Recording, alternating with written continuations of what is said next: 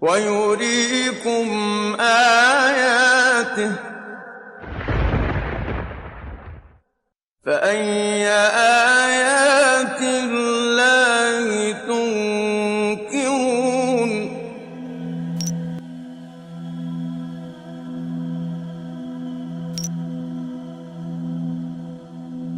From any point in the world, the direction facing the Kaaba is called Qibla, and Muslims are expected to face Kaaba while performing Salah. For most of the people who don't know the wisdom behind the holy Kaaba, it seems like Muslims are worshipping this cubic black house.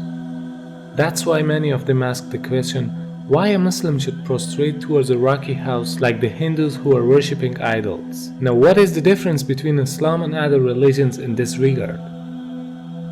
In Islam, there's a rule that if someone does not know the direction of Qibla or he has no possibilities to verify it, then he can pray to any direction he thinks is correct. Because Allah subhanahu wa ta'ala says, وَلِلَّهِ الْمَشْرِقُ وَالْمَغْرِبُ وَلِلَّهِ الْمَشْرِقُ وَالْمَغْرِبُ فَأَيْنَمَا تُوَلُّوا فَثَمَّ وَجْهُ اللَّهِ إِنَّ اللَّهَ وَاسِعٌ عَلِيمٌ.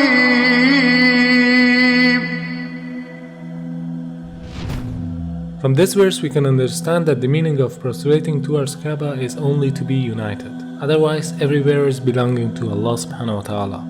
No Muslim ever worships the Kaaba when you offer Salah. Kaaba is the Qibla, it is a direction. We Muslims, we believe in unity. Now when we offer Salah, suppose you want to offer Salah here. Some will say let's face north, some will say south, some will say east, some will say west. For unity, Allah says in the Quran Surah Baqarah that wherever you are, face towards the Kaaba. So Kaaba is the Qibla, it is the direction. So we are facing in that direction, but no one worships the Kaaba.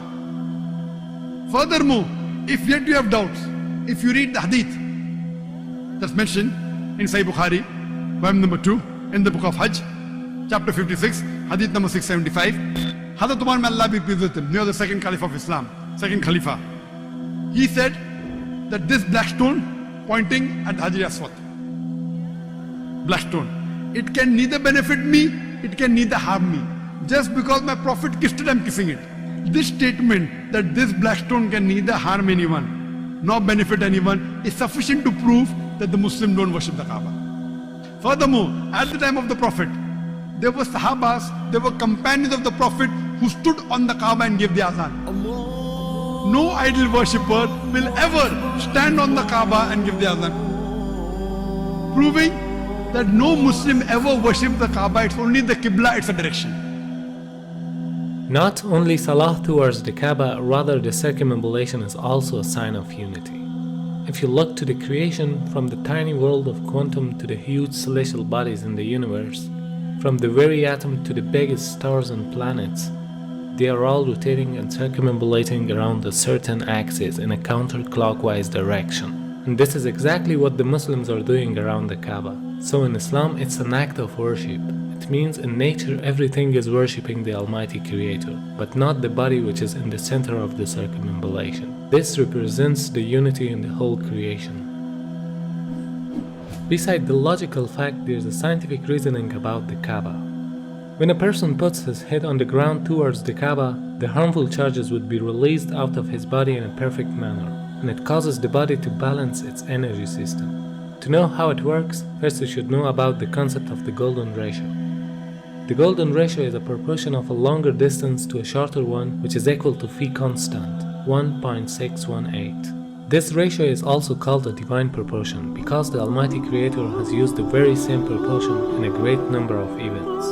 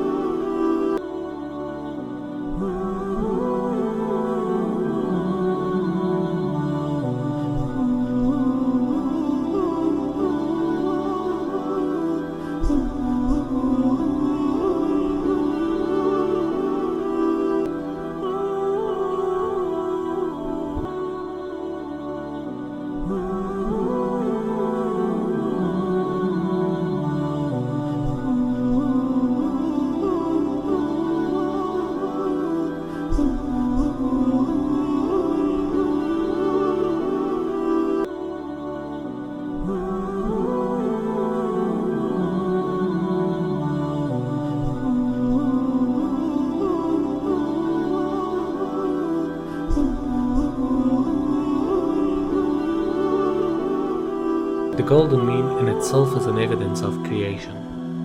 If we apply this ratio on Earth, we'll find out that the golden point of the globe is the city of Mecca, whereas the golden point of Mecca is holy Kaaba.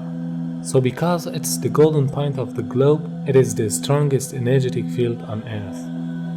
فالمركزية جاءت واخد بالك في الاتجاه العلمي، بمعنى ايه؟ ان هم لما طلعوا في الفضاء وصوروا فلقوا الارض كرة معلقة ومظلمة، ولذلك حتى الراجل قال ايه؟ اجدها كرة مظلمة معلقة، من الذي علقها؟ هو يريد هو أرمسترونج. وكان كأنه يريد أن يقول بلسان الحال لا بلسان المقال الله الذي علقها. ووجدوا فيها شعاع يخرج من الأرض كتبوه في الشبكة العنكبوتية في الإنترنت وخلوه على مدى 21 يوم ثم أخفوه لماذا؟ يعني الأمور تتبع يعني مقاصدها يعني إخفاؤه دعنا نقول إنه له دلالة مثلا، له دلالة كبيرة جدا. لسبب لأن هذا البيت العتيق، يعني هم لما جم ولقوا فيها شعاع، لما لقوا هذا الشعاع ابتدوا يركزوا الصورة فوجدوا إنه خارج من مكة، وبالتركيز وجدوا إنه خارج من الكعبة. For understanding how the golden mean provides an energetic field, you can take the example of the galaxies or planets, which emits the energy from the center point to the outer edges, just like a nuclear which balances the energy system with the electrons which are rotating around it. It means they are taking the negative energies and giving the positive energies for a balancing purpose. وبالتالي عندما تطوف أنت تشحن. معلش سبحان الله. أيوة هذه حقيقة. Now the investigations show that every day our body collects electromagnetic charges from its surrounding which are harmful for us. And these charges concentrate to the forehead, meaning the frontal lobe of the brain, which causes depression, headache, laziness, mental pressure, and even more dangerous problems. This forehead part of the brain is known as the frontal chakra, throughout which the body takes positive and negative energy. It is observed that these harmful charges can be released by putting our head down on the ground. But for a better result, we should put the frontal chakra of our body in a direction towards the strongest energetic field of the earth, meaning the Kaaba. Dr. Andrew Newsberg studied the brainwave activity during the prayer. He found some direct impact on several brain locations. The benefits of prayer are incredible. Regular daily prayer helps the frontal lobe from shrinking with age, which is the part of the brain that regulates our speaking, reading, and memory. Therefore, this helps to prevent memory loss in old ages. A perfect form of meditation which brings us to a state of tranquility. وهناك بحث أن صخور مكة البازلتية السوداء هي أقدم الصخور الموجودة في العالم. هذا كلام حقيقي. أقدم الصخور. أيوة. وهذا أثبت علميا. أثبت علميا وبحث منشور. وليس أخذوا صخور بازلتية من مكة وشافوا المناطق اللي بتتكون هنا. الأمر إنه المتحف البريطاني فيه 3 شرايح من الحجر الأسود. وقالوا هذا الحجر ليس من صخور المجموعة الشمسية.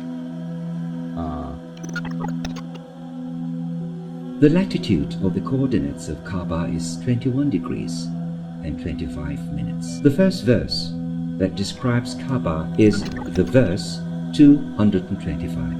Could this mathematic harmony be a simple coincidence? The possibility of numbers depicted in the Quran with order number 114 rising until verse 286, which describe the Kaaba for the first time, has a chance of 1 in 100,000 for them to appear next to each other.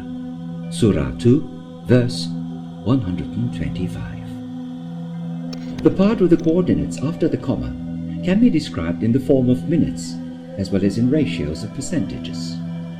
In order to handle the upcoming objections, when we look at the coordinates of Kaaba by changing them to percentage ratios, we come across the following verse. Surah 2, verse 142. Hence, no matter how we look at it, there is a sign in the verses that point to Kaaba and this could only be possible with the wisdom of God. Although there are scientific facts behind every command of Allah subhanahu wa ta'ala, but the Muslims should obey them without any reasoning. Because there is always a wisdom behind any order of the Creator that people cannot easily unlock the secret. But for us it is important to seek the satisfaction of our